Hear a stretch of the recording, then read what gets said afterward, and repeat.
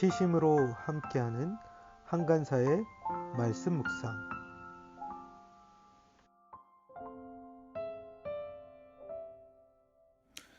(2020년 6월 13일) 토요일 말씀 묵상을 시작하겠습니다. 오늘 본문은 잠언 15장 1절에서 7절 말씀입니다.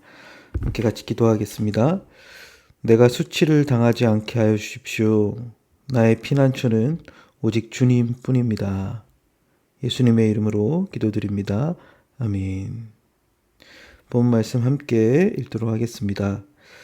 부드러운 대답은 분노를 가라앉히지만 거친 말은 화를 돋운다. 지혜로운 사람의 혀는 좋은 지식을 베풀지만 미련한 사람의 입은 어리석은 말만 쏟아낸다. 주님의 눈은 어느 곳에서든지 악한 사람과 선한 사람을 모두 지켜보신다. 따뜻한 말은 생명나무와 같지만 가시 돋친 말은 마음을 상하게 한다. 어리석은 사람은 자기 아버지의 훈계를 업신여기지만 명철한 사람은 아버지의 책망을 간직한다. 의인의 집에는 많은 재물이 쌓이나 악인의 소득은 고통을 가져온다. 지혜로운 사람의 입술은 지식을 전파하지만 미련한 사람의 마음에는 그러한 생각이 없다. 아멘. 오늘 본문은 대화의 상황 속에서 어떠한 말이 어떻게 영향을 미치는지, 그리고 그 말을 듣는 것이 얼마나 중요한 것인지 이야기하고 있습니다. 그리고 그 사람의 존재됨이 그 사람의 삶의 모습 속에서 나온다는 것들을 알려주고 있습니다. 우리 함께 본문을 살펴보도록 하겠습니다. 부드러운 대답은 분노를 가라앉히지만 거친 말은 화를 돋운다라고 말씀하고 있죠. 그래서 말을 할 때 부드럽게 대화하는 것, 그것은 대화 속에 상대방의 마음에 있는 분노를 누그러뜨리지만 거친 말은 화를 돋운다라는 것이죠.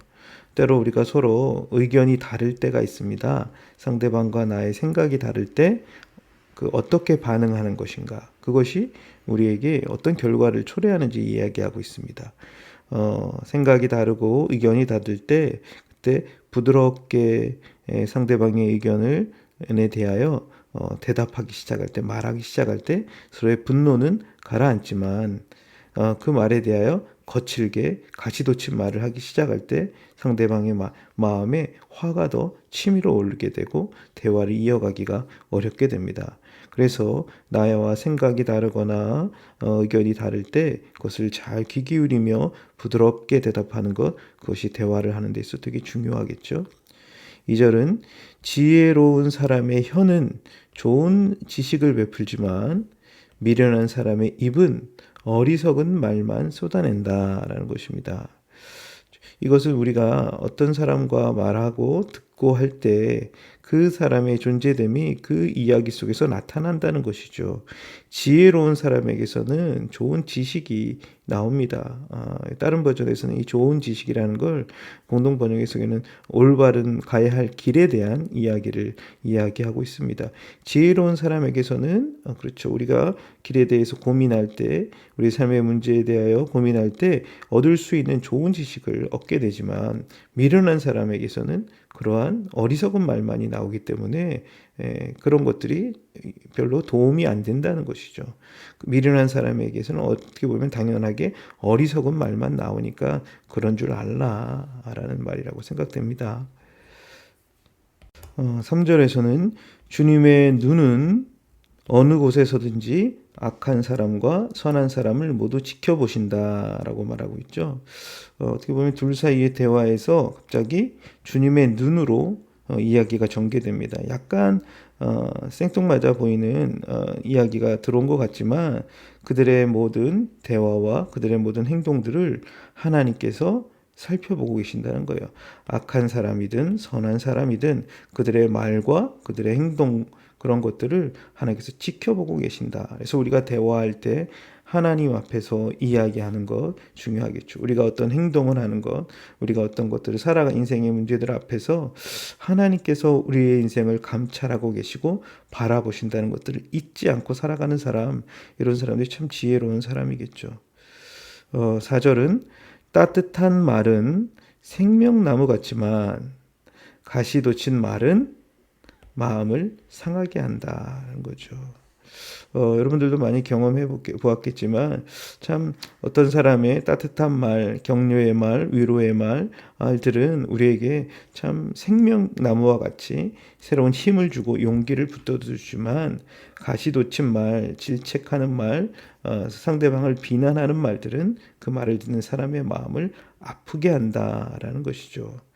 그래서 1절부터 4절까지는 그 대화에 있어서 말과 그것들을 듣는 것에 대한 부분들, 그리고 이것들이 하나님 앞에서 우리가 있다는 것을 잊지 않는 것들이 중요하겠죠. 그리고 그 말은 우리에게 때로는 생명을 주기도 하고 어떻습니까? 마음을 아프게도 한다. 우리가 좀 이 말의 중요성에 대한 이야기를 계속 하고 있는 것 같습니다. 5절부터 보면 어리석은 사람은 자기 아버지의 훈계를 업신여기지만 명철한 사람은 아버지의 책망을 간직한다. 그렇죠? 그래서 어리석은 사람과 명철한 사람의 대조를 통해서 그들은 아버지의 말에 대하여, 훈계에 대하여, 책망에 대하여 어떻게 여기는가. 명철한 사람은, 신중한 사람은, 지혜로운 사람은 그것을 자기 마음에 간직하지만 어리석은 사람, 우둔한 사람은 그 훈계를 업신여긴다는 거예요. 이들의 차이는 아버지의 권면, 훈계에 대하여 어떠한 태도로 받아들이는가 하는 것이죠.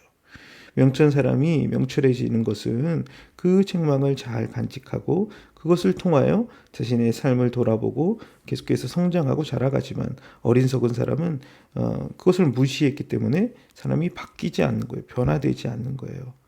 여러분, 우리에게 때로 주는 여러 교훈들이 내 마음에 맞지 않을 때 여러분 어떤 태도로 반응합니까? 들을 잘 되새기며 자신을 돌아볼 수 있는, 그래서 성장하며 자라갈 수 있는 사람, 이런 사람이 바로 명철한 사람이겠죠.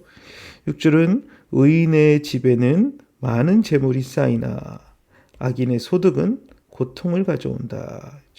의인의 집과 악인에 대한 대비를 통해서 의인의 집에는 많은 재물이 쌓인다. 개혁성경에는 많은 보물들이 있다는 거예요. 그렇죠? 재물뿐만 아니라 또 여러 가지 인생의 귀중한 보물들이 차곡차곡 쌓일 수 있을 것입니다. 인간관계일 수도 있고 자신의 어떠한 성품일 수도 있고 또 물질적인 어떤 부분일 수도 있을 것 같습니다. 이런 것들이 쌓여가지만 악인들은 소득이 쌓인다 해도 그것이 어떻다는 거예요? 고통만 가져온다는 거예요.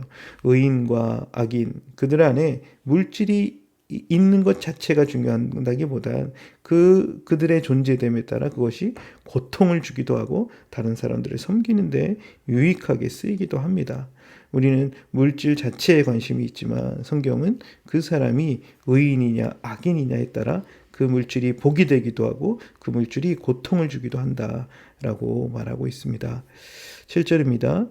지혜로운 사람의 입술은 지식을 전파하지만 미련한 사람의 마음에는 그러한 생각이 없다라는 거예요. 여러분, 지혜로운 사람과 미련한 사람의 대조를 얘기하는데요. 그들의 입술에는 지식이 나온다는 거예요. 지혜로운 말들이 나오겠죠. 그들의 존재로부터 그들에게 나오는 말이 그들의 존재의 모습을 표출한다는 거야. 근데 미련한 사람의 마음에는 그러한 생각이 없다. 그러한 생각은 뭐예요? 지혜가 나타나지 않는다라는 거예요.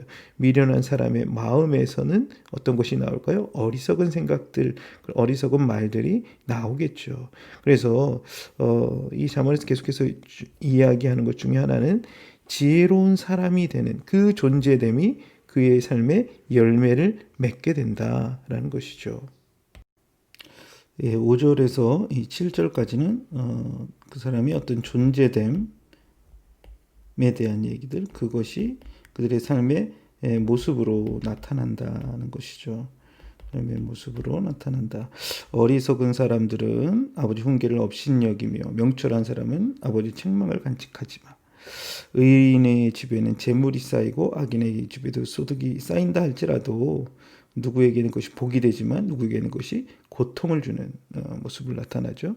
지혜로운 사람은 그들의 삶 속에서 지식을 나타냅니다.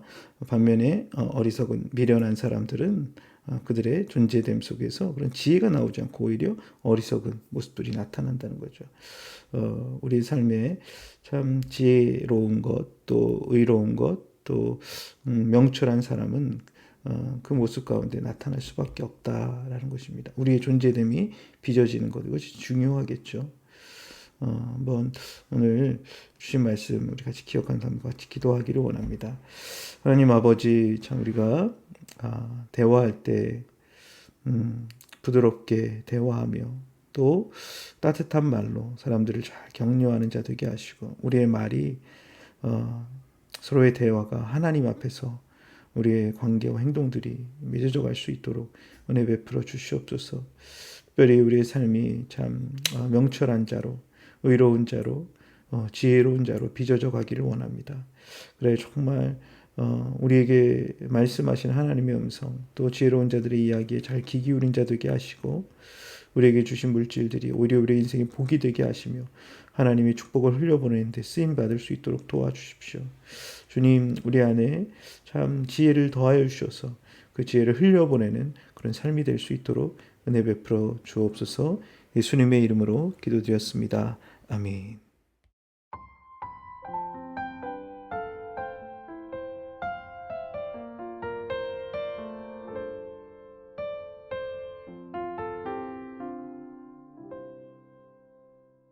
좋아요, 구독 꾹꾹 눌러주세요.